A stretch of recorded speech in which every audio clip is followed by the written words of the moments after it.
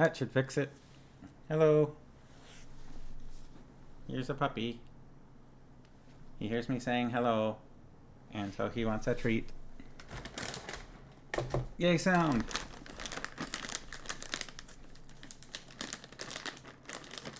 Hi, Sharkies. How are you?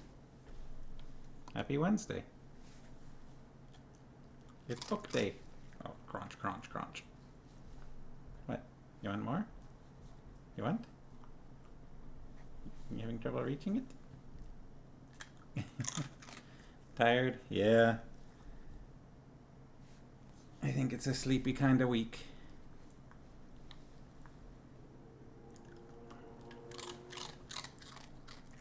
Leftover pie? What kind of pie? That is something I did not... I had a crumble. I had a bowl of crumble at Thanksgiving this weekend. Sort of a raspberry rhubarb something, blueberry rhubarb, I don't know, something like that. I think rhubarb maybe was involved. Pumpkin. Costco. Yeah, I haven't had any pumpkin pie this year, though I have had pumpkin blackberry apple. Yes, that's right. I've had pumpkin flavored things. Okay, last one. Oh, yeah.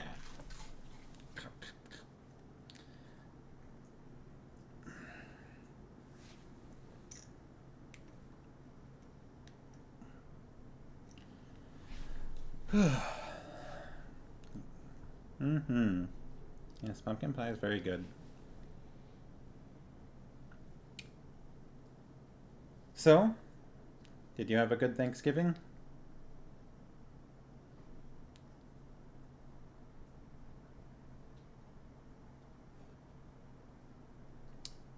Usually makes pumpkin pie from scratch.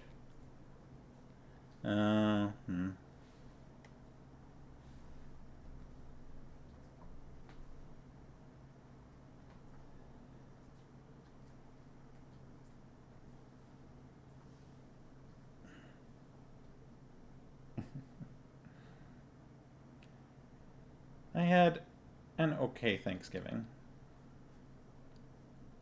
Spent some time with family. Did a very, very small dinner. Which, you know, it's one of those firsts, right?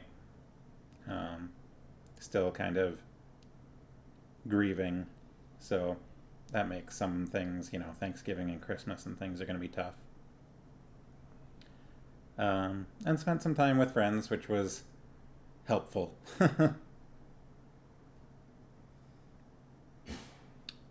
My friends have been very positive for helping me get through things.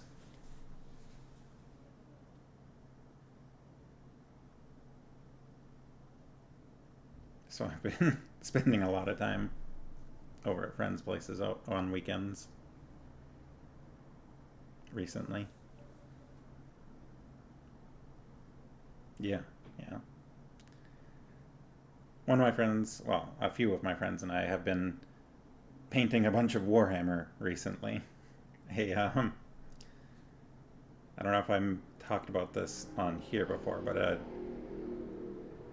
yes, Warhammer 40K, the sort of futuristic tabletop battle game, released a new faction of space dwarfs called the Leagues of Votan. So I picked up the starter box that they've released, which is all that's come out so far for them. So it's not a complete faction yet, but it came with the book with all the rules you need for them and everything. And a bunch of troops and 3 sort of hover bikes at 3 hover bikes with guns and stuff, and then a hero and a champion. I don't have them handy, but I could show you a picture of the color scheme we've been working on. Should be.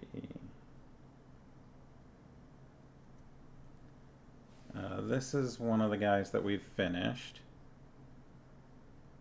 So they're sort of like a dark turquoise color with just like sort of a leathery, like brown leather gloves and sort of a linen color for the cloth bits. So that's one of the ones with the helmet. And then for the ones without helmets, we were going for kind of a like a sci-fi sort of look.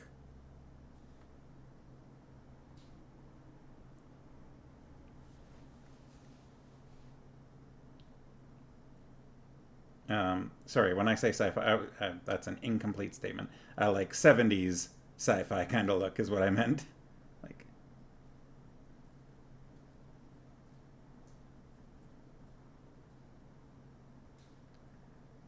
so yeah, as Farmos mentioned, we're kind of trying to make it look like there's sort of a purple glowy type thing going on with the ground, and then we're using these like little bits of like terrain fluff stuff to like that are sort of pink looking to make it look like the plant life is kind of absorbing whatever is under the ground for the bases. Hey, mini cake. Long time no see. I was just talking about some Warhammer stuff I've been working on. How you doing? I will show you a puppy as a welcome back. Puppy. What? He's hanging out in case I've got treats for him, which I do. But he's had a few already. And now I've skewed my camera. There we go. Is there a term for that kind of futurism? Disco punk. Changing jobs and moving into the city. What kind of... Oh, I've been okay. I've had some stuff going on in my life which has been a little difficult recently, but other than that, keeping busy and hanging out with friends and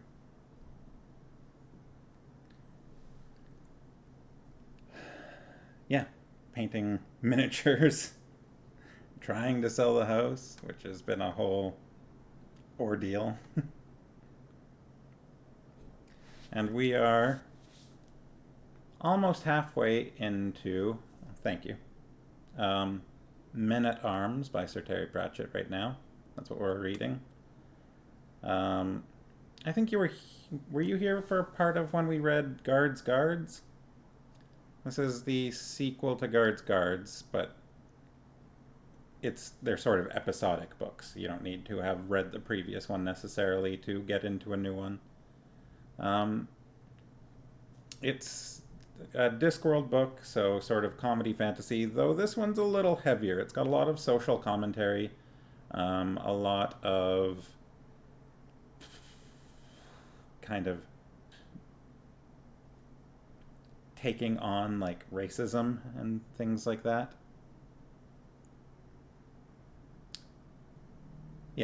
Yeah, these books, they look like they're the same length as the Belgariad, but they are definitely not actually as far as word count goes, I think.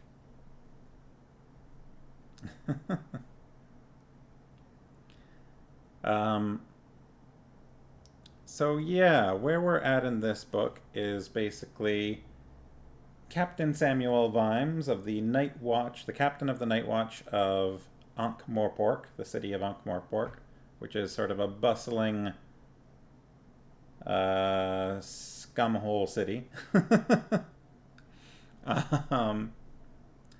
is retiring soon, getting married. He's getting married to basically the richest woman in the city, and retiring to become a gentleman. But there have been, at this point, a couple of murders, and so he seems to be... he seems to have not been looking forward to retiring, and he's focusing very heavily on these murders, trying to figure out what's going on with them. A dwarf was found with a big old hole in his chest, and then later a clown was found that had been bludgeoned over the back of the head. There was also the Assassin's Guild had one of its walls blown open by an exploding swamp dragon, which are, sort of, they're dragons that are about yay big and kind of like malfunctioning chemical factories. We've got some new members of the Night Watch. We have a dwarf, a troll, and a werewolf. Though, at this point, I don't think many people know that the werewolf is a werewolf. If anyone does. The werewolf's been frequently hanging out with Gaspode, who is a talking mongrel of a dog that spent too much time hanging out by the Magic University and seems to be able to talk as a result of it, though most people can't really tell. They just sort of hear him subconsciously. Yeah. I think those are probably all the big story points. We're also aware that something has been stolen, most likely from the Assassin's Guild, but we don't necessarily know precisely what it is, although I think probably at this point most people have guessed.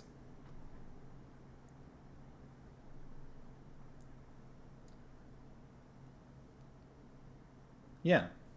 So, the last time we read, someone tried to kill Captain Samuel Vimes.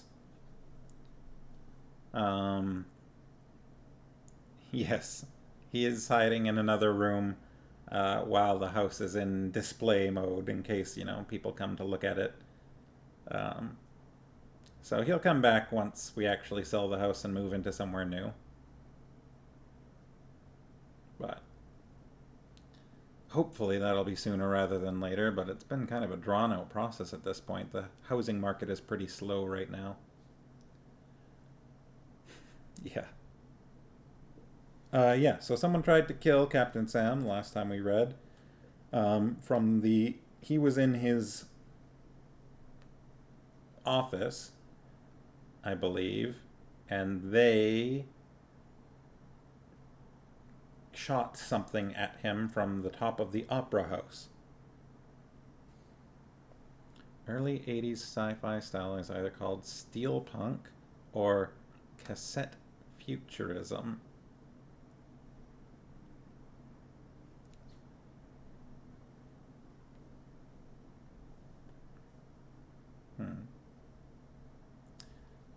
So what do you call, like, Barbarella style sci-fi?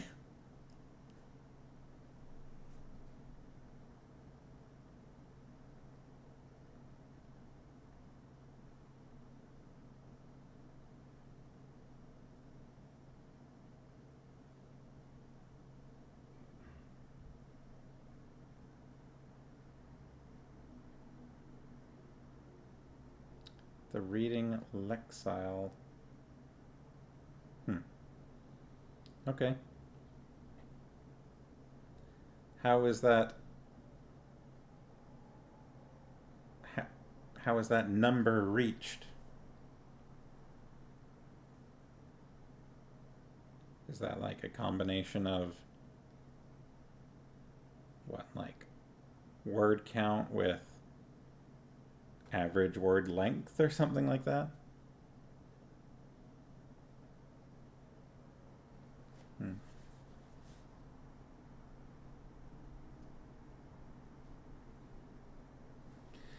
Yeah.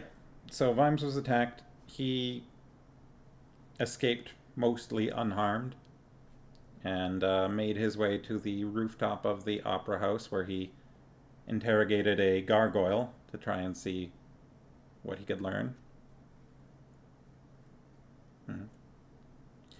Eriker has gotten a job as a... What's the actual title, Farmmouse?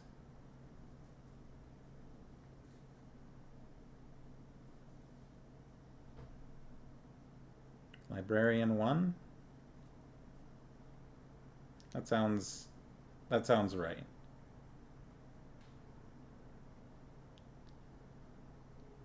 And I believe she's technically going to be... She hasn't started yet. She'll be starting on like the 24th or 25th or something like that. And she's going to be technically covering duties that I think are just supposed to go to like a librarian 2 or 3, but they couldn't find someone for it. So they opened it to librarian 1, I believe. Yeah, so we interviewed a gargoyle. Meanwhile, Carrot and Angua, and also Gaspode, made their way to the...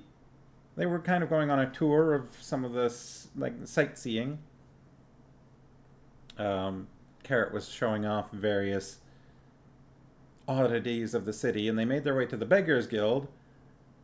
And as it turned out, one of the beggars had also been killed.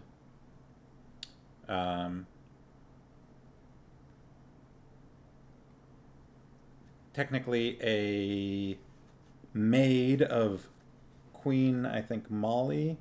Yes, Queen Molly of the Beggars Guild. But the maid was, or the hand, whatever, was wearing some of Queen Molly's clothes at the time, and so was probably mistaken for Queen Molly.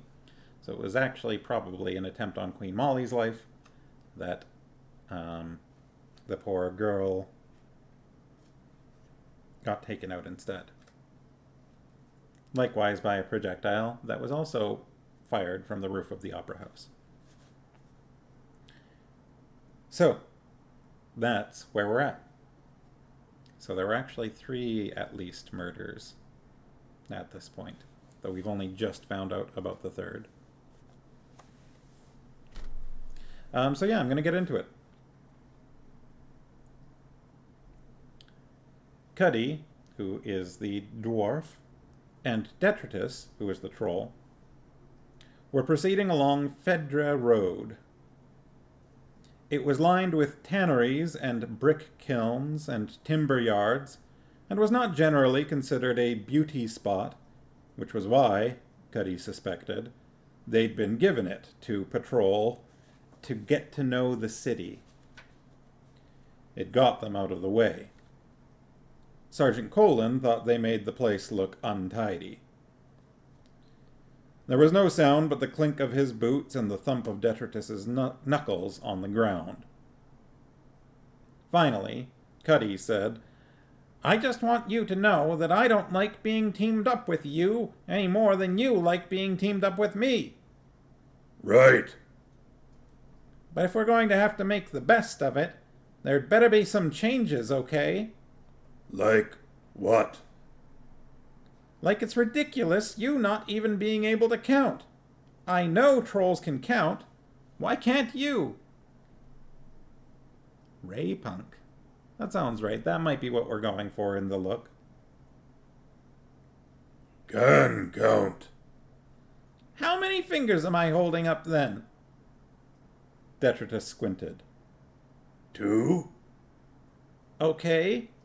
Now how many fingers am I holding up?" 2. And 1 more.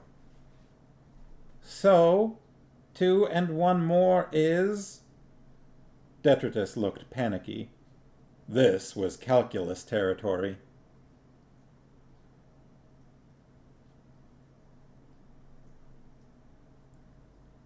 2 and 1 more is 3.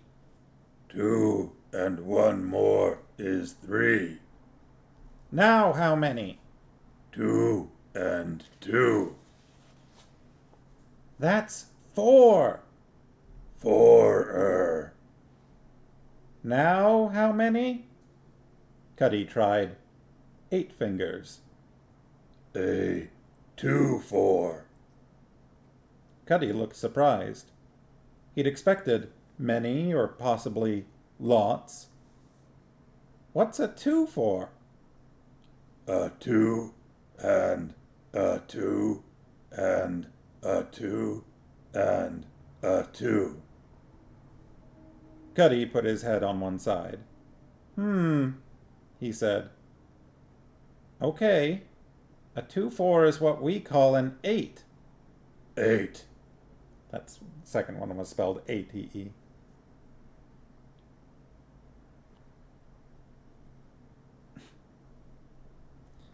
You know, said Cuddy, subjecting the troll to a long, critical stare, you might not be as stupid as you look. This is not hard. Let's think about this. I mean, I'll think about this, and you can join in when you know the words. Vimes slammed the watch-house door behind him. Sergeant Colin looked up from his desk. He had a pleased expression. What's been happening, Fred? Colin took a deep breath. Interesting stuff, Captain. Me and Nobby did some detectoring up at the Fool's Guild. I've writ it all down what we found out. It's all here. A proper report. Fine. All written down, look. Properly.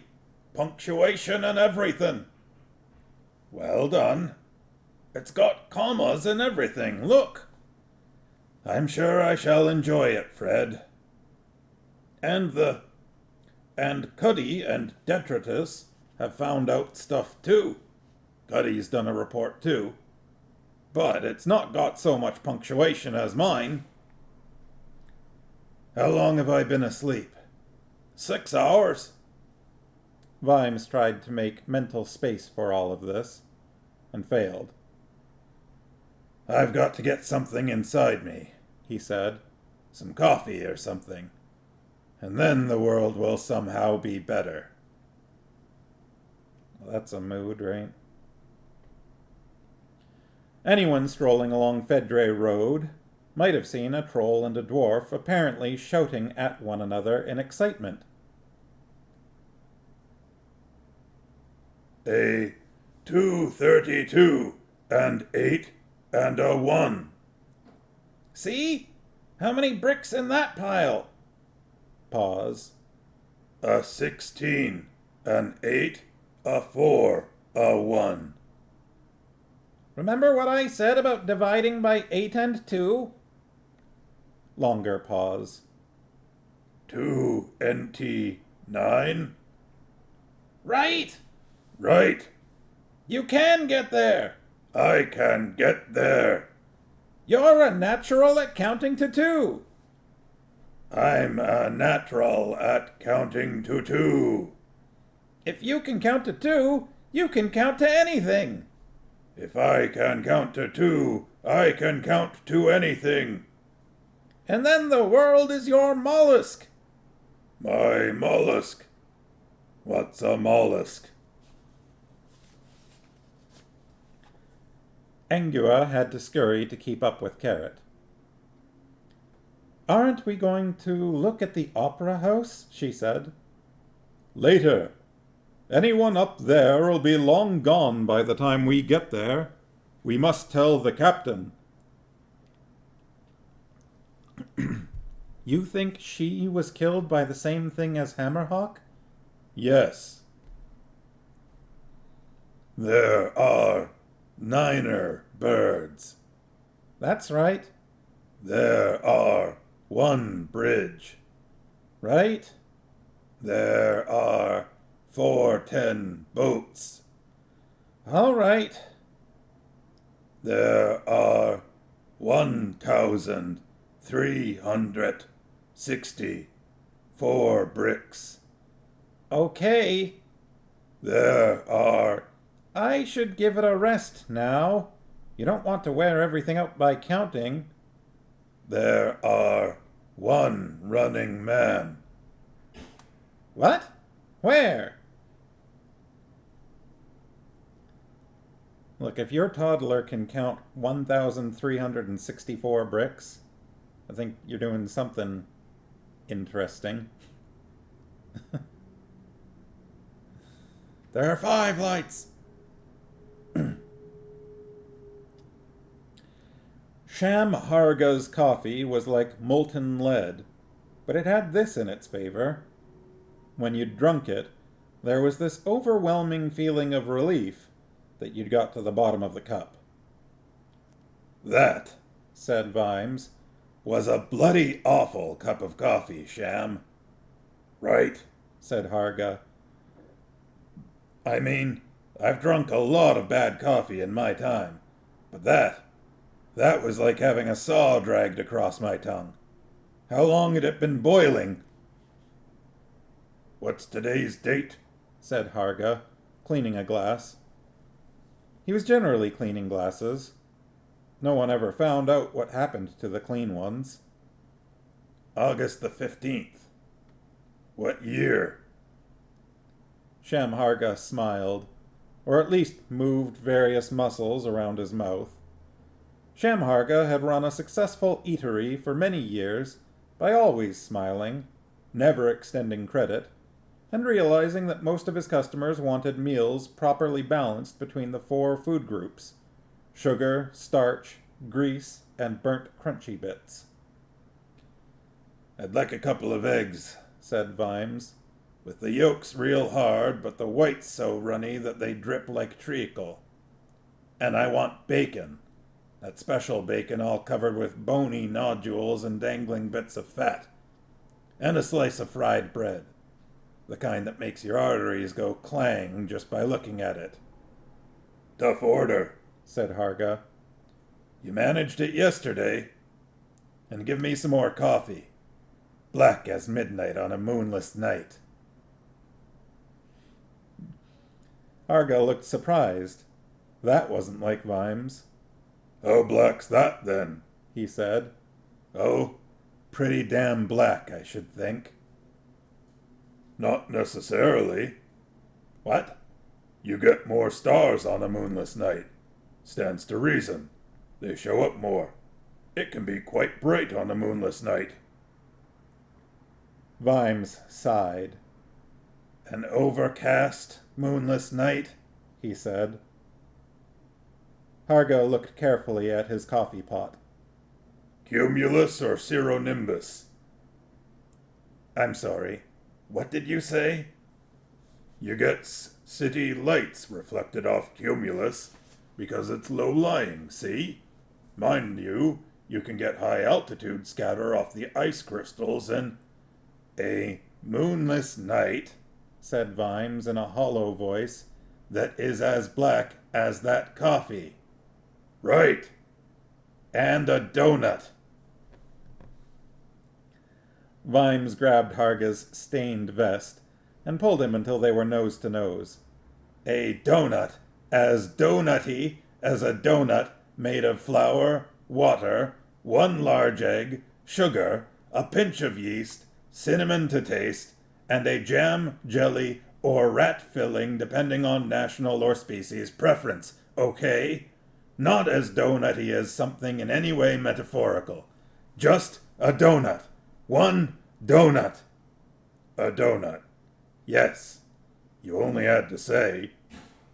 Harga brushed off his vest, gave Vimes a hurt look, and went back into the kitchen.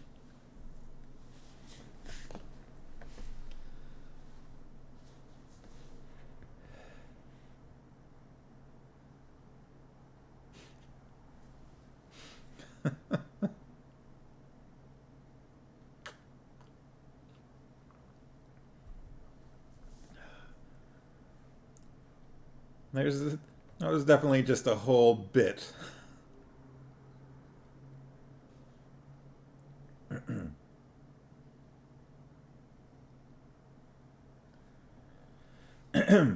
Stop! In the name of the law! What the law's name, then? How should I know? Why we chasing him? Because he's running away.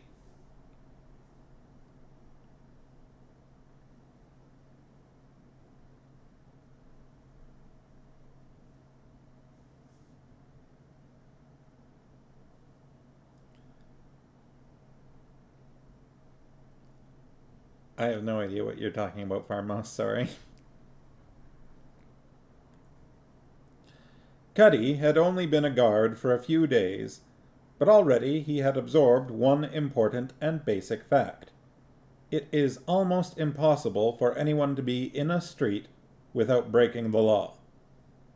There are a whole quiverful of offenses available to a policeman who just wishes to pass the time of day with a citizen, ranging from loitering with intent through obstruction to lingering while being ranging from loitering to intent through obstruction to lingering while being the wrong color slash shape slash species slash sex.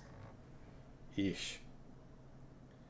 It occurred briefly to him that anyone not making a dash for it when they saw detritus knuckling along at high speed behind them was probably guilty of contravening the being bloody stupid act of 1581. But it was too late to take that into account. Someone was running, and they were chasing. They were chasing because he was running, and he was running because they were chasing. My dog gets like that sometimes. Vime sat down with his coffee and looked at the thing he'd picked up from the rooftop. It looked like a short set of panpipes, provided pan was restricted to 6 notes, all of them the same. They were made of steel, welded together. There was a strip of serrated metal along one side, like a flattened-out cogwheel, and the whole thing reeked of fireworks.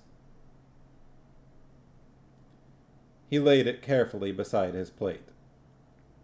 He read Sergeant Colin's report. Fred Colin had spent some time on it, probably with a dictionary. It went as follows. Okay, you know what? I'm gonna do one of these, I think.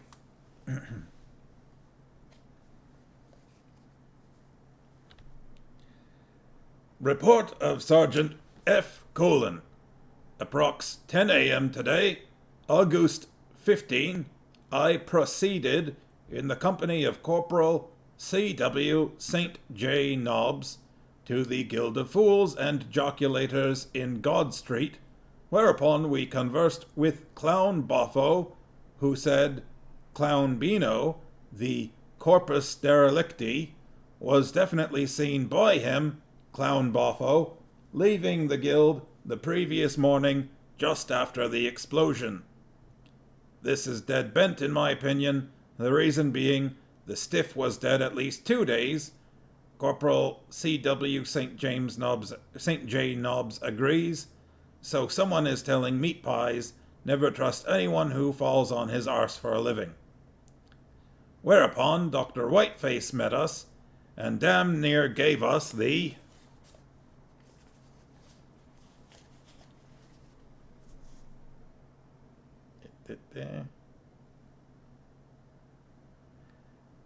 derriere velocite out of the place. Straighten that out a little. It seemed to us, viz. Me and Corporal C.W. St. J. Nobbs, that the fools are worried that it might have been the assassins, but we don't know why. Also, Clown Buffo went on about us looking for Beano's nose, but he had a nose on when we saw him here, so we said to Clown Buffo, did he mean a false nose? He said no, a real one, bugger off. Whereupon, we come back here.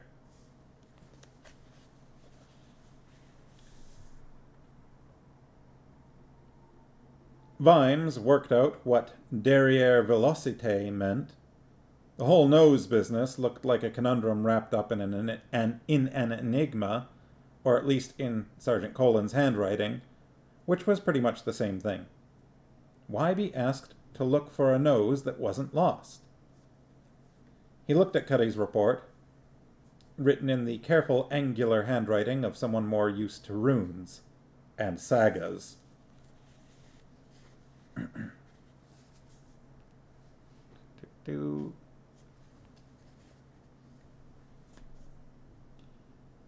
Captain Vimes, this herewith is the chronicle of me, Lance Constable Kvodi. Bright was the morning and high over hearts hour when we proceeded to the Alchemists' Guild. I'm going to read the V's as U's at this point.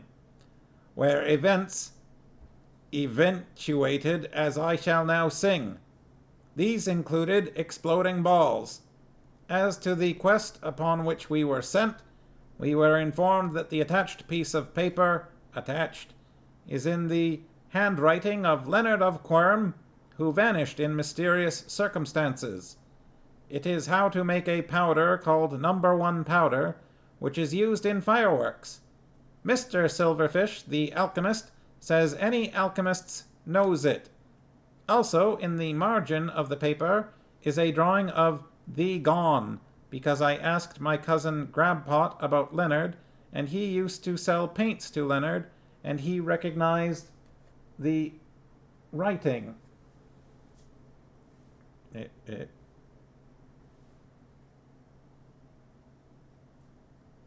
And said Leonard always wrote backwards, because he was a genius.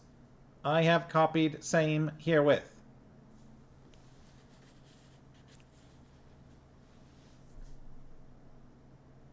Sorry. We're looking at reports from Sergeant Colin and Lance Constable Cuddy, and I was just holding them up to read out because frequently in these books when things are written out there are spelling errors or quirks, I suppose, and it's sometimes just easier for me to hold it up so you can see why I'm reading it the way I'm reading it sometimes.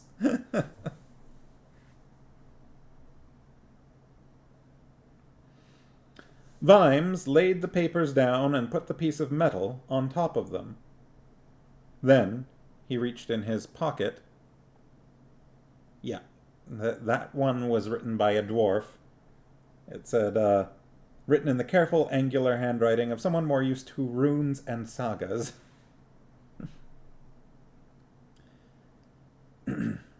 So Vimes laid the papers down and put the piece of metal on top of them. Then he reached in his pocket and produced a couple of metal pellets. A stick, the gargoyle had said. Vimes looked at the sketch. It looked, as Cuddy had noted, like the stock of a crossbow with a pipe on the top of it. There were a few sketches of strange mechanical devices alongside it, and a couple of the little 6-pipe things. The whole drawing looked like a doodle. Someone, possibly this Leonard, had been reading a book about fireworks and had scribbled in the margins. Fireworks. Well, fireworks? But fireworks weren't a weapon. Crackers went bang. Rockets went up, more or less, but all you could be sure of them hitting was the sky. Hammerhawk was noted for his skill with mechanisms. That wasn't a major dwarfish attribute. People thought it was, but it wasn't. They were skilled with metal, all right, and they made good swords and jewelry, but they weren't too technical when it came to things like cogwheels and springs. Hammerhawk was unusual. So, supposing there was a weapon. Supposing there was something about it that was different, strange, terrifying. No, that couldn't be it. It'd either end up all over the place, or it'd be destroyed. It wouldn't end up in the Assassin's Museum. What got put in museums? Things that hadn't worked, or had got lost, or ought to be remembered. So where's the sense in putting our firework on show? There had been a lot of locks on the door. So, not a museum you just wandered into then. Maybe you had to be a high-up assassin, and one day one of the guild leaders would take you down there at dead, of night, and say, For some reason, the face of the patrician loomed up at this point. Once again, Vimes felt the edge of something. Some fundamental central thing. Where'd he go? Where'd he go? There was a maze of alleys around the doors. Cuddy leaned against a wall and fought for breath. There he go, shouted Detritus. along Whalebone Lane. He lumbered off in pursuit. Vimes put down his coffee cup. Whoever had shot those lead balls at him had been very accurate across several hundred yards, and had got off 6 shots faster than anyone could fire an arrow. Vimes picked up the pipes. 6 little pipes, 6 shots. And you could carry a pocketful of these things. You could shoot further, faster, more accurately than anyone else with any other kind of weapon. So, a new type of weapon. Much, much faster than a bow. The assassins wouldn't like that. They wouldn't like that at all. They weren't even keen on bows. The assassins preferred to kill up close. So they'd put the gone safely under lock and key. The gods alone knew how they'd come by it in the first place, and a few senior assassins would know about it. They'd pass on the secret. Beware of things like this. Down there, he went into Grope Alley. Grope Alley? Slow down! Slow down! Why? Said Detritus. It's a dead end. The 2 watchmen lumbered to a halt. Cuddy knew that he was currently the brains of the partnership, even though Detritus was presently counting, his face beaming with pride, the stones in the wall beside him. Why had they chased someone halfway across the city? Because they'd run away. No one ran away from the watch. Thieves just flashed their licenses. Unlicensed thieves had nothing to fear from the watch, since they'd saved up all their fear for the Thieves' Guild. Assassins always obeyed the letter of the law, and honest men didn't run away from the watch. Footnote. Running away from the watch was downright suspicious. Footnote. The axiom, honest men have nothing to fear from the police, is currently under review by the Axioms Appeal Board. End of footnote. There's historical precedent. Oof. I don't like that. The origin of Grope Alley's name was fortunately lost in the celebrated mists of time, but it had come to be deserved. Ugh. It had turned into a kind of tunnel as upper stories were built out and over it, leaving a few inches of sky. Cuddy peered around the corner into the gloom. Click, click. It came from deep in the darkness. Detritus?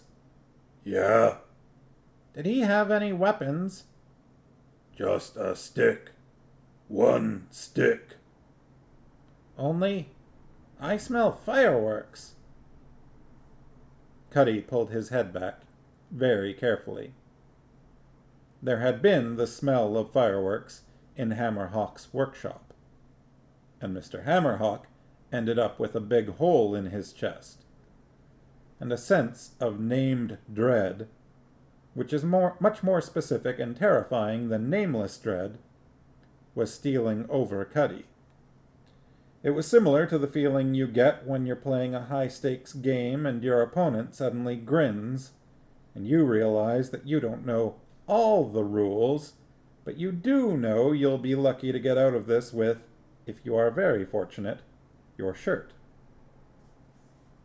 On the other hand, he could picture Sergeant Colin's face. "We chased this man into an alley, Sarge, and then we came away." He drew his sword.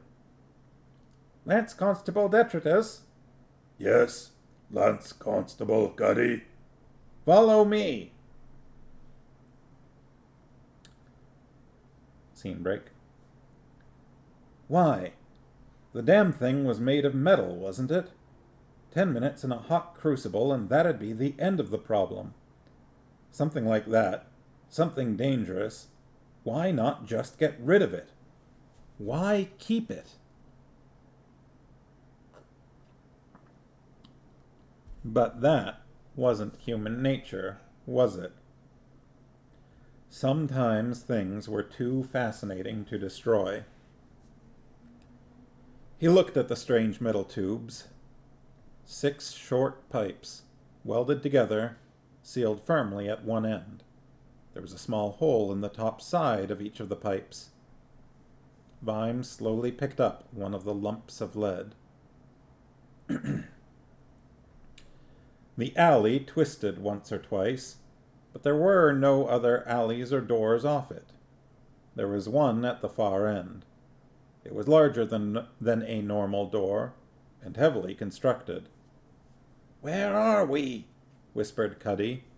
Don't know, Said Detritus. back of the docks somewhere. Cuddy pushed open the door with his sword. Cuddy, "Yeah?" we walked 79 steps. "That's nice." Cold air rushed past them. "Meat store," whispered Cuddy. "Someone picked the lock." He slipped through and into a high, gloomy room, as large as a temple, which in some ways it resembled.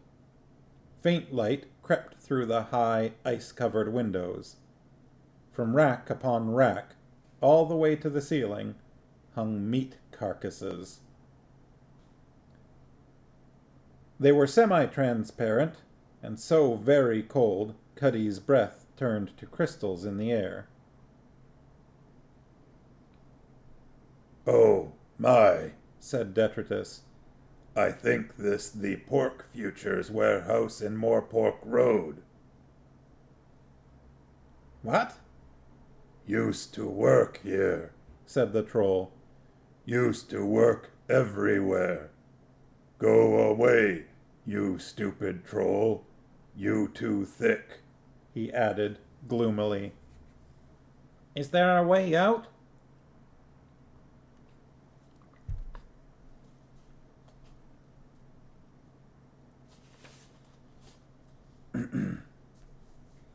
The main door is in Moorpork Street, but no one comes in here for months, till pork exists.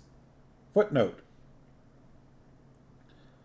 Probably no other world in the multiverse has warehouses for things which only exist in potentia, but the Pork Futures warehouse in Ankh-Morpork is a product of the patricians' rules about baseless metaphors, the literal mindedness of citizens who assume that everything must exist somewhere, and the general thinness of the fabric of reality around Ankh, which is so thin that it's as thin as a very thin thing. The net result is that trading in pork futures, in pork that doesn't exist yet, led to the building of the warehouse to store it in until it does. The extremely low temperatures are caused by the imbalance in the temporal energy flow. At least, that's what the wizards in the high-energy magic building say. And they've got proper pointy hats and letters after their name, so they know what they're talking about. End of footnote. Cuddy shivered. "You in here!" he shouted. "It's the watch! Step out now!" A dark figure appeared from between a couple of pre-pigs. Now what we do? Said Detritus. The distant figure, raised what looked like a stick, holding it like a crossbow, and fired. The first shot zinged off Cuddy's helmet. A stony hand clamped on to the dwarf's head, and Detritus pushed Cuddy behind him. But then the figure was running towards them, still firing. Detritus blinked. 5 more shots, one after another, punctured his breastplate. And then the running man was through the open door, slamming it behind him.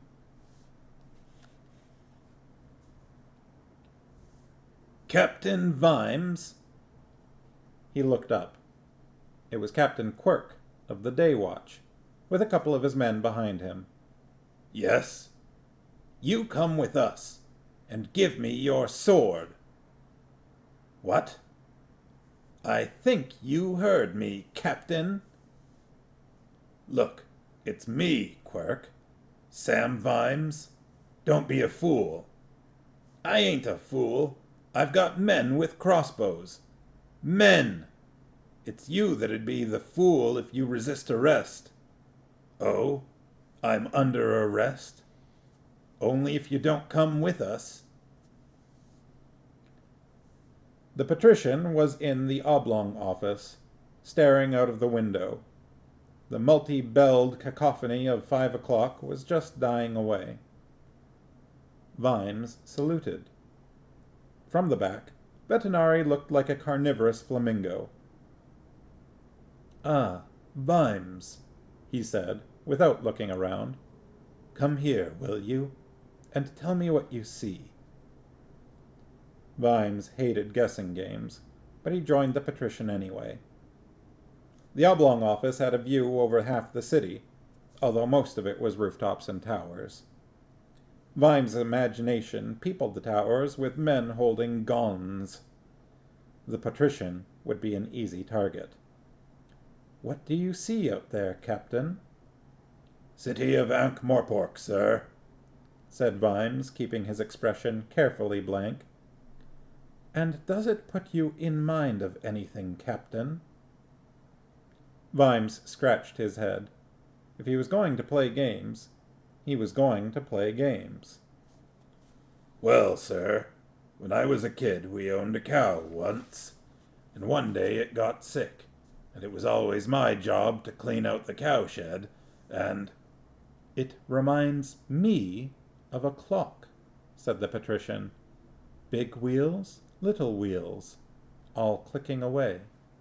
The little wheels spin and the big wheels turn, all at different speeds, you see, but the machine works. And that is the most important thing. The machine keeps going, because when the machine breaks down—" He turned suddenly, strode to his desk with his usual predatory stalk, and sat down. "Or, again, sometimes a piece of grit might get into the wheels, throwing them off balance. One speck of grit." Vetinari looked up and flashed Vimes a mirthless smile. "I won't have that." Vimes stared at the wall. "I believe I told you to forget about certain recent events, Captain?" "Sir." "Yet it appears that the watch have been getting in the wheels." "Sir." "What am I to do with you?" "Couldn't say, sir." Vimes minutely examined the wall. He wished Carrot was here. The lad might be simple, but he was so simple that sometimes he saw things that the subtle missed. And he kept coming up with simple ideas that stuck in your mind. Policeman, for example. He'd said to Vimes one day, while they were proceeding along the Street of Small Gods, "Do you know where policeman comes from, sir?" Vimes hadn't. "Polis used to mean city," said Carrot. "That's what policeman means. A man for the city. Not many people know that. The word polite comes from polis, too. It used to mean the proper behavior from someone living in a city. Man of the city. Carrot was always throwing out stuff like that. Like copper. Vimes had believed all his life that the watch were called coppers because they carried copper badges. But no, said Carrot. It comes from the old word capere, to capture. Carrot read books in his spare time. Not well. He'd have real difficulty if you cut his index finger off. But continuously. And he wandered around Ankh-Morpork on his day off. Captain Vimes? Vimes blinked. Sir? You have no concept of the delicate balance of the city. I'll tell you one more time. This business with the assassins and the dwarf and this clown, you are to cease involving yourself. No, sir. I can't. Give me your badge. Vimes looked down at his badge. He never really thought about it. It was just something he'd always had. It didn't mean anything very much, really, one way or the other. It was just something he'd always had. My badge? And your sword. Slowly, with fingers that suddenly felt like bananas, and bananas that didn't belong to him at that, Vimes undid his sword belt. And your badge. Not my badge. Why not? Because it's my badge. But you're resigning anyway when you get married. Right. Their eyes met. How much does it mean to you? Vimes stared. He couldn't find the right words. It was just that he'd always been a man with a badge. He wasn't sure he could be one without the other. Finally, Lord Vetinari said, Very well. I believe you're getting married at noon tomorrow. His long fingers picked up the gilt-embossed invitation from the desk. Yes, you can keep your badge then, and have an honorable retirement. But I'm keeping the sword, and the day watch will be sent down to the yard shortly to disarm your men. I'm standing the night watch down, Captain Vimes. In due course I might appoint another man in charge, at my leisure. Until then, you and your men can consider yourselves on leave. The day watch? A bunch of... I'm sorry? Yes, sir. One infraction, however, and the badge is mine. Remember. Cuddy opened his eyes.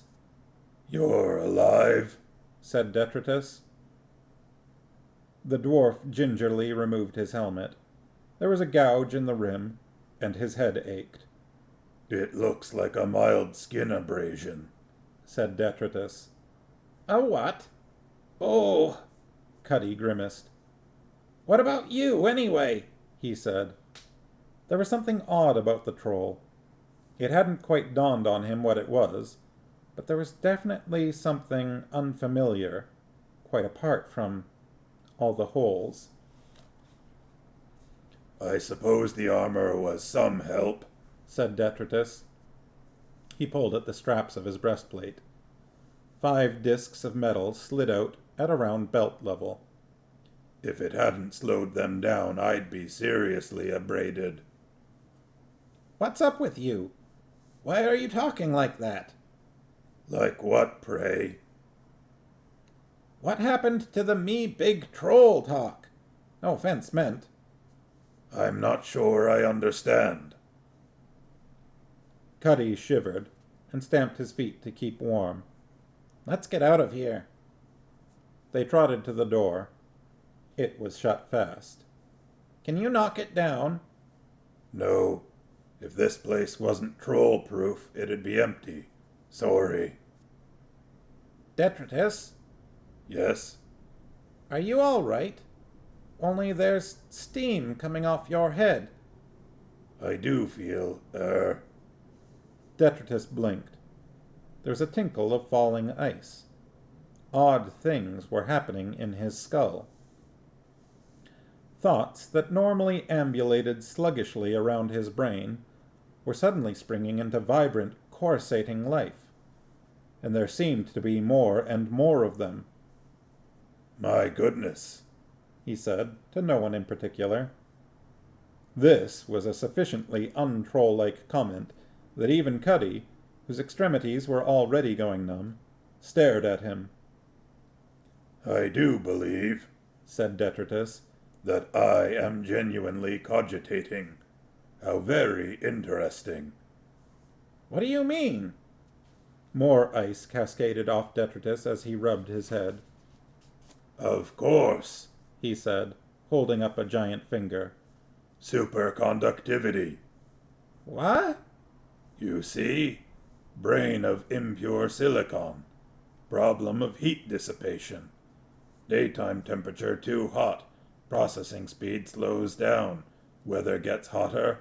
Brain stops completely. Trolls turn to stone until nightfall, i.e., colder temperature. However, lower temperature enough, brain operates faster and... I think I'm going to freeze to death soon, said Cuddy. Detritus looked around. There are small glazed apertures up there, he said. Too high to reach, even if I sit on your shoulders, mumbled Cuddy, slumping down further. Ah, but my plan involves throwing something through them to attract help, said Detritus. What plan? I have in fact eventuated 23, but this one has a 97% chance of success, said Detritus, beaming. Hadn't got anything to throw, said Cuddy. I have, said Detritus, scooping him up. Do not worry. I can compute your trajectory with astonishing precision. And then, all you will need to do is fetch Captain Vimes or Carrot or someone. Cuddy's feeble protests described an arc through the freezing air and vanished along with the window glass. Detritus sat down again. Life was so simple when you really thought about it, and he was really thinking. He was 76% sure he was going to get at least 7 degrees colder.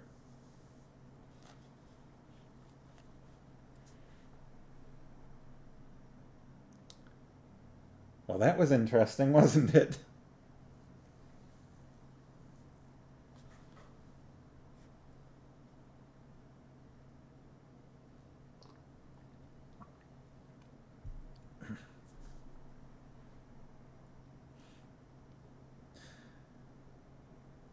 I remembered this scene, but I had forgotten the explanation of...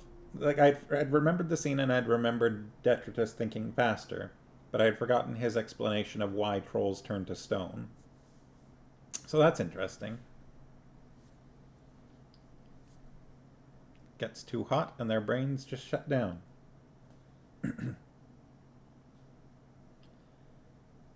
It's 8:05. How do people feel? Should I keep going? I know the Sharkies were feeling a little sleepy.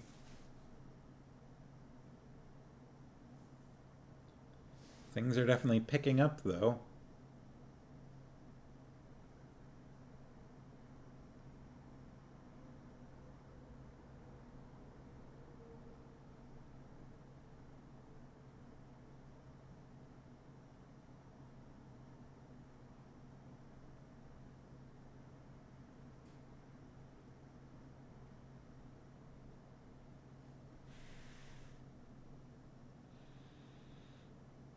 A little more?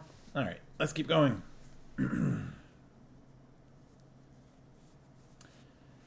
Mr. Cut-Me-Own-Throat Dibbler, purveyor, merchant venturer, and all-around salesman, had thought long and hard about going into ethnic foodstuffs.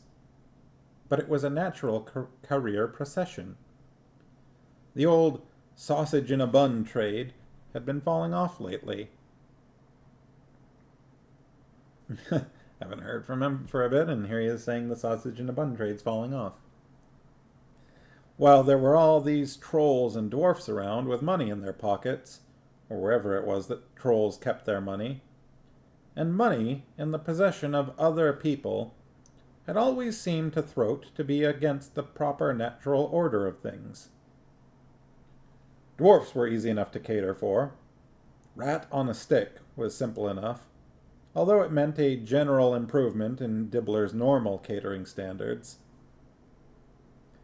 On the other hand, trolls were basically, when you got right down to it, no offense meant, speak as you find, basically they were walking rocks. He'd sought advice about troll food from Chrysopraise. I thought it was Chrysophrase. Is it Chrysopraise? Who was also a troll, although you'd hardly know it anymore. He'd been around humans so long he wore a suit now, and, as he said, had learned all kinds of civilized things, like extortion, money lending at 300% interest per month, and stuff like that.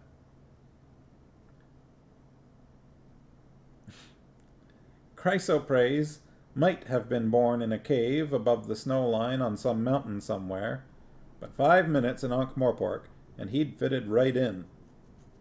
Dibbler liked to think of Chrysopraise as a friend. You'd hate to think of him as an enemy. Throat had chosen today to give his new approach a try. He pushed his hot food barrow through streets broad and narrow, crying, Sausages! Hot sausages! In a bun! Meat pies! Get them while they're hot! I forget if I had a Dibbler voice before, but this was by way of a warm-up. The chances of a human eating anything off Dibbler's barrow, unless it was stamped flat and pushed under the door after 2 weeks on a starvation diet, was, by now, remote. He looked around conspiratorially. There were always trolls working in the docks, and took the cover off a fresh tray. Now then, what was it? Oh, yes. Dolomitic conglomerates? Get your dolomitic conglomerates, hey yar! Manganese nodules! Manganese nodules, get them while they're, nodule-shaped. He hesitated a bit, and then rallied. Pumice! Pumice? Tufa $1. Roast limestones! A few trolls wandered up to stare at him. You, sir, you look hungry, said Dibbler, grinning widely at the smallest troll. Why not try our shale on a bun? Taste that alluvial deposit. Know what I mean? C.M.O.T. Dibbler had a number of bad points, but species prejudice was not one of them. He liked anyone who had money, regardless of the color and shape of the hand that was proffering it. For Dibbler believed in a world where a sapient creature could walk tall, breathe free, pursue life, liberty, and happiness, and step out towards the bright new dawn. If they could be persuaded to gobble something off Dibbler's hot food tray at the same time, this was all to the good. The troll inspected the tray suspiciously and lifted up a bun. Yuck, he said. It's got all ammonites in it. Yuck. Pardon? Said Dibbler. This shale, said the troll, is stale. Lovely and fresh, just like Mother used to hew. Yeah, And there's bloody quartz all through dis granite, said another troll, towering over Dibbler. Clogs the arteries, quartz. He slammed the rock back on the tray. The trolls ambled off, occasionally turning to give Dibbler a suspicious look. Stale? Stale? How can it be stale? It's rock! Shouted Dibbler after them. He shrugged. Oh, well, the hallmark of a good businessman was knowing when to cut your losses. He closed the lid off the tray and opened another one. Whole food! That's spelled H-O-L-E, whole food. Whole food! Rat! Rat! Rat on a stick! Rat in a bun! Get 'em while they're dead! Get your... There was a crash of glass above him, and Lance Constable Cuddy landed headfirst in the tray. In the tray. There's no need to rush. Plenty for everyone, said Dibbler. Pull me out, said Cuddy in a muffled voice. Or pass me the ketchup. Dibbler hauled on the dwarf's boots. There was ice on them. Just come down the mountain, have you? Where's the man with the key to this warehouse? If you liked our rat, then why not try our fine selection of... Cuddy's axe appeared almost magically in his hand. I'll cut your knees off, he said. Gerhardt's Sock of the Butcher's Guild is who you want. Right? Now please take the axe away. Cuddy's boots skidded on the cobbles as he hurried off. Dibbler peered at the broken remains of the cart. His lips moved as he calculated. Here, he shouted. You owe... Hey, you owe me for 3 rats.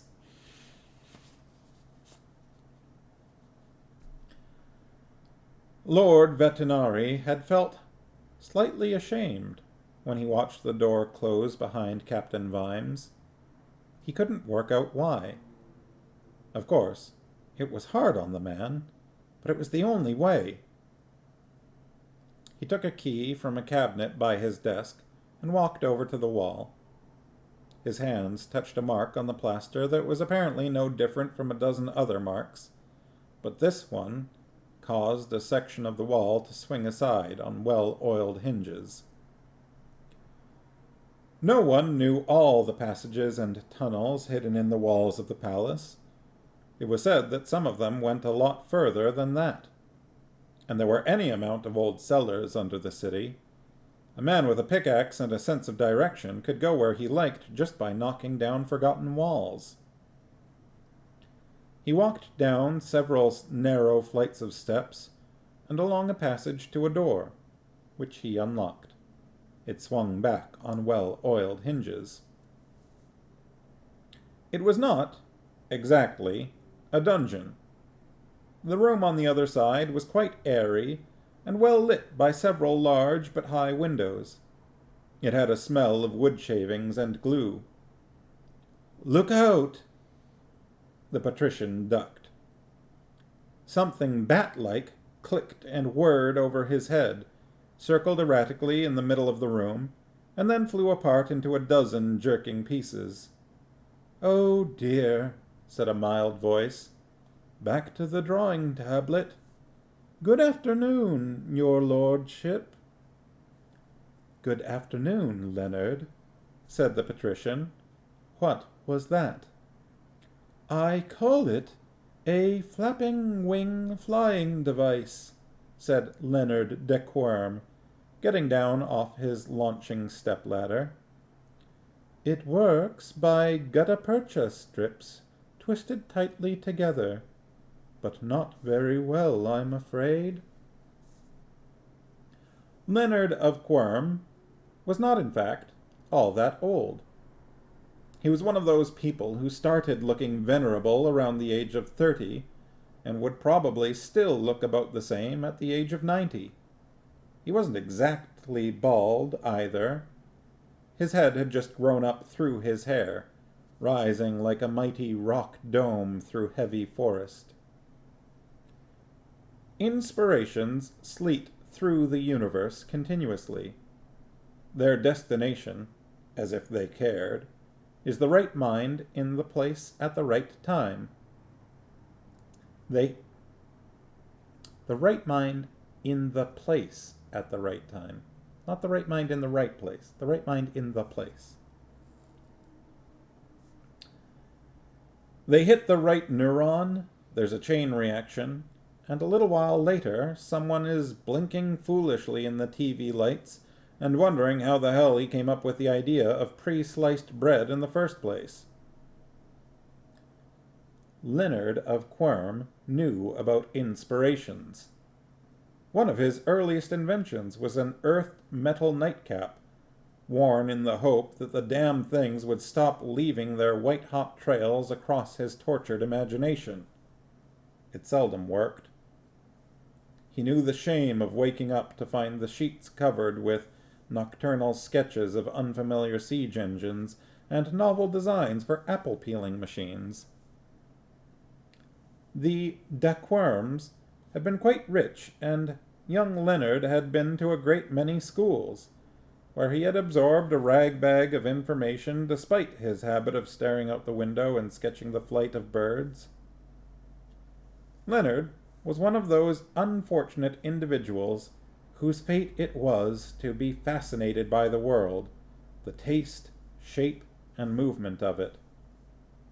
He fascinated Lord Vetinari as well, which is why he was still alive. Some things are so perfect of their type that they are hard to destroy. One of a kind is always special. He was a model prisoner. Give him enough wood, wire, paint, and above all give him paper and pencils, and he stayed put. The patrician moved a stack of drawings and sat down. "These are good," he said.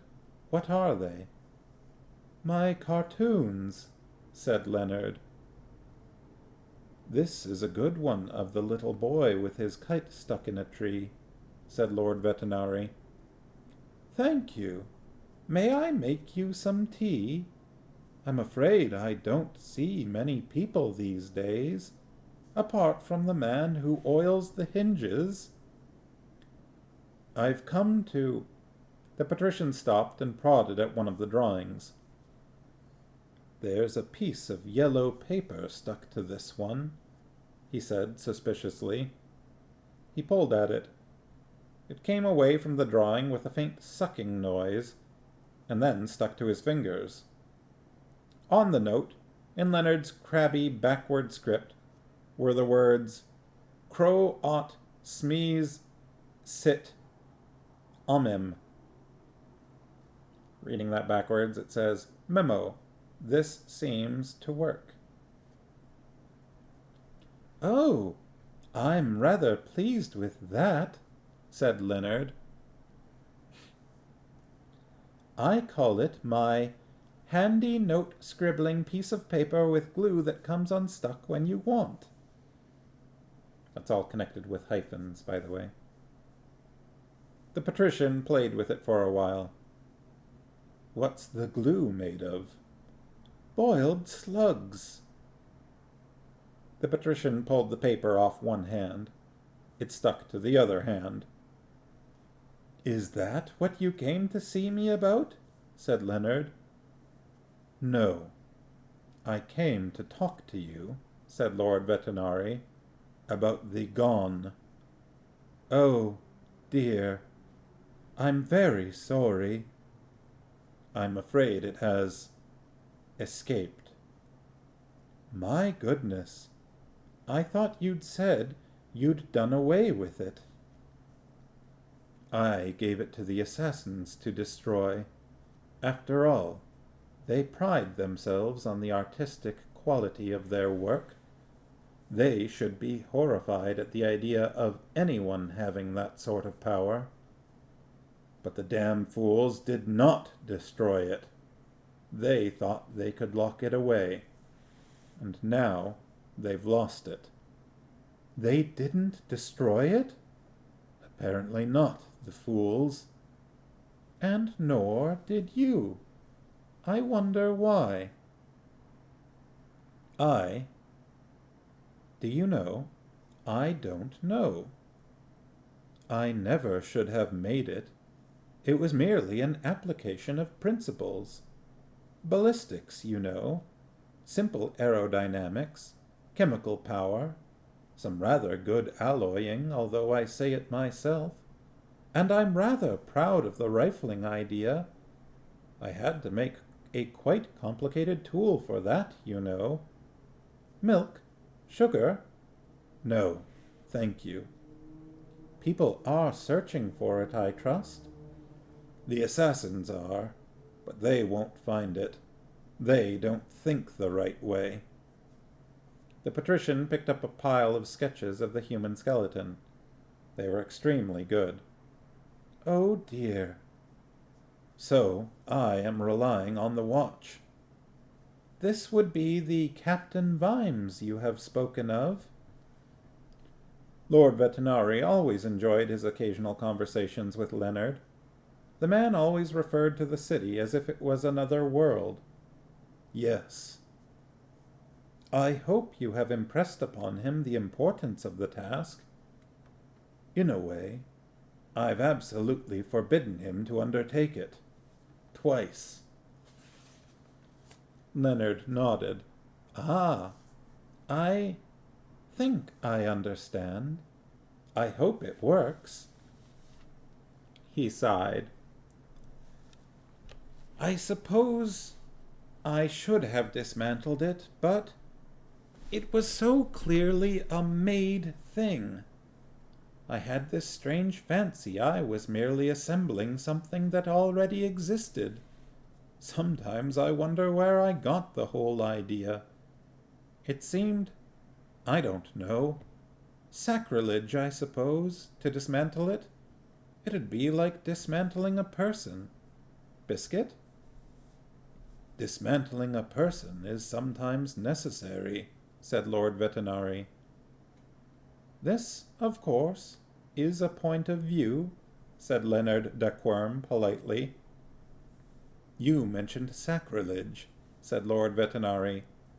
Normally that involves gods of some sort, does it not? Did I use the word? I can't imagine there is a god of gons. It is quite hard, yes. The patrician shifted uneasily, reached down behind him, and pulled out an object. What, he said, is this? Oh, I wondered where that had gone, said Leonard.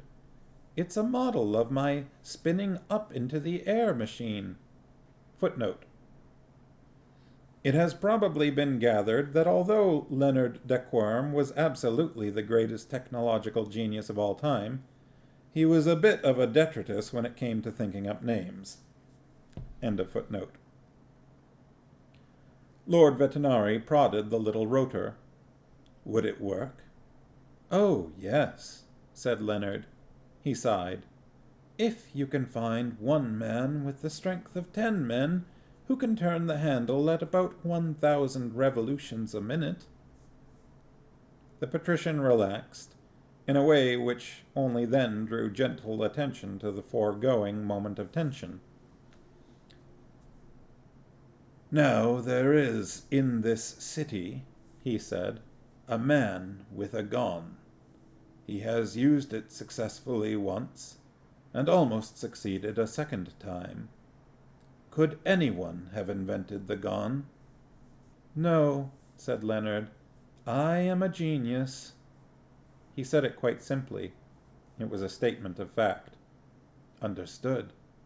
But once a gon has been invented, Leonard, how much of a genius need someone be to make the second one? The rifling technique requires considerable finesse, and the cocking mechanism that slides the bullet assembly is finely balanced, and of course the end of the barrel must be very... Leonard saw the patrician's expression and shrugged. He must be a clever man, he said. This city is full of clever men, said the patrician, and dwarfs. Clever men and dwarfs who tinker with things. I am so very sorry. They never think. Indeed. Lord Vetinari leaned back and stared at the skylight. They do things like open the Three Jolly Luck Takeaway Fish Bar on the site of the old temple in Dagon Street on the night of the winter solstice, when it also happens to be a full moon. I wonder if Dagon Street is a Lovecraft reference. They do things like open the Three Jolly Luck Takeaway Fish Bar on the site of the old temple in Dagon Street on the night of the winter solstice when it also happens to be a full moon. Wow.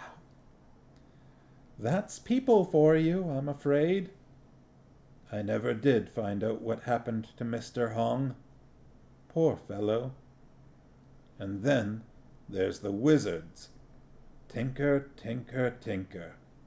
Never think twice before grabbing a thread of the fabric of reality and giving it a pull. Shocking. The alchemists? Their idea of civic duty is mixing up things to see what happens. I hear the bangs, even here. And then, of course, along comes someone like you. I really am terribly sorry. Lord Vetinari turned the model flying machine over and over in his fingers. You dream of flying, he said. Oh, yes. Then men would be truly free. From the air, there are no boundaries. There could be no more war, because the sky is endless. How happy we would be if we could but fly. Vetinari turned the machine over and over in his hands. Yes, he said, I dare say we would. I had tried clockwork, you know. I'm sorry, I was thinking about something else. I meant clockwork to power my flying machine, but it won't work. Oh, there's a limit to the power of a spring, no matter how tightly one winds it. Oh, yes, and you hope that if you wind a spring one way, all its energies will unwind the other way. And sometimes you have to wind the spring as tight as it will go, said Vetinari, and pray it doesn't break. His expression changed. Oh dear, he said. Pardon? Said Leonard. He didn't thump the wall. I may have gone too far. That was an interesting conversation, and I think a good place to stop. I feel like this is one of the few times that I can remember Sir Terry writing a conversation between two very intelligent people, though in quite different ways.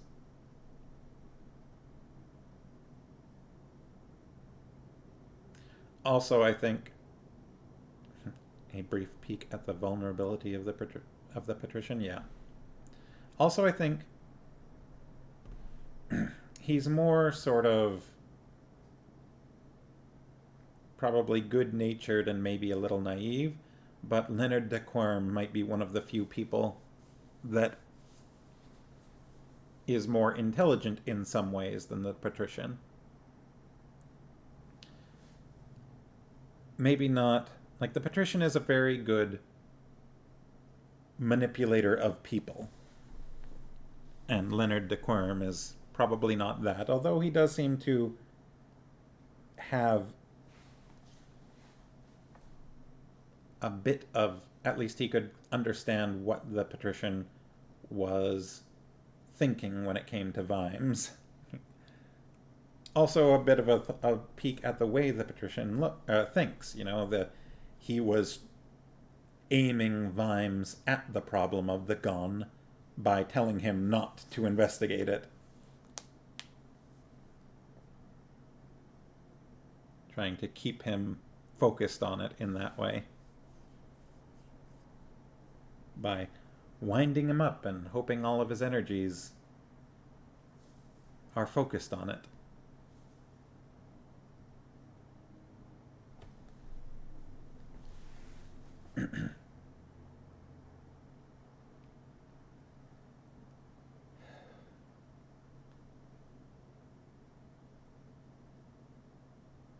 Also, apparently Leonard de Quirm is just locked up a little ways off of the patrician's office in the palace. Being allowed to do his inventing where no one can get at his inventions.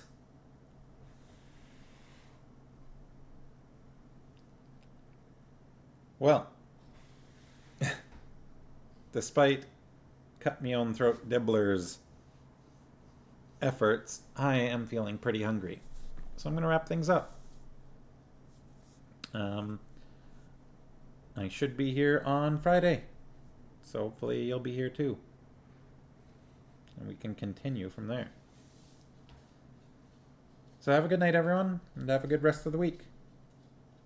Hopefully you're enjoying the book so far. All right. See you on Friday. Good night. Thanks.